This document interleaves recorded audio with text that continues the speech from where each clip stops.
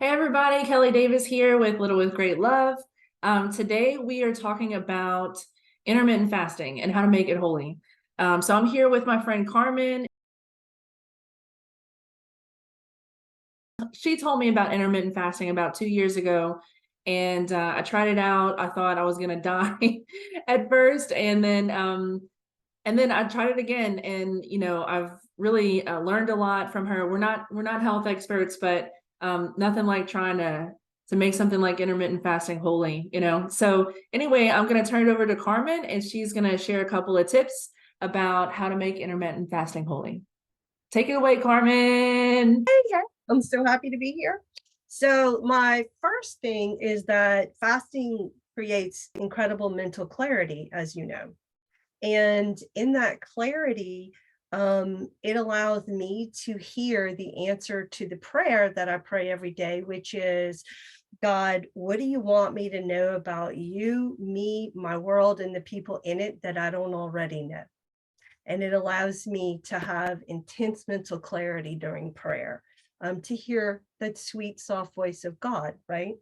And then autophagy, which is God's medicine, which is another answer to a prayer of God, please restore my body to the way that it was when you created me.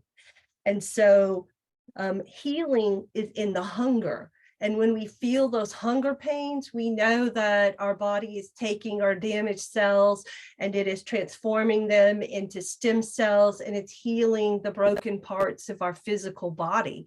And so in that time of hunger and intense prayer, it's self-transformative, right? So it's a journey with God. And then the last thing is Jesus fasted. And anytime we follow his practices, it connects us to him in a deeper way. And if we think about the times that we know of scripturally where Jesus was fasting while we're fasting, we gain insight into maybe some of his experiences, right? And it goes back to that first prayer, like, enlighten me. Why were you fasting, Lord? What were you gaining from it? What gift were you giving the world in that fast?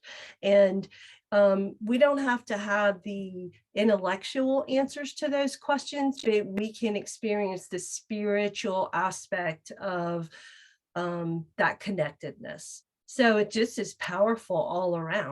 So the first one is mental clarity, right?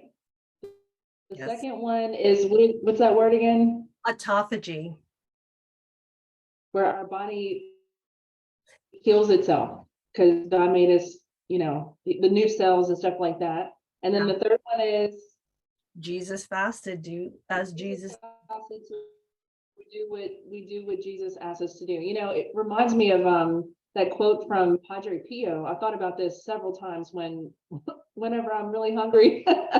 How the quote is prayer and fasting is the strongest force on the face of this earth. That's what Padre Pio said. And so when I have to try to make it to that last hour or two, I just start praying a little bit more and trying to make the experience holy, like kind of like what you shared. And so I think it's really good to hang on to those tips. Well, Jesus said it too. There are some things that only prayer and fasting can heal. Amen. Amen. So during those last couple hours during fasting, it's maybe for whether it be intermittent fasting or just any kind of fasting, it's good to remind ourselves of those scriptures and help us to be whole and one with God. So we hope that helps y'all. Hope it helps somebody. I know it's helping me. So thank you so much, Karmen. Thanks. And we're just gonna keep going. Amen. Amen. Bye.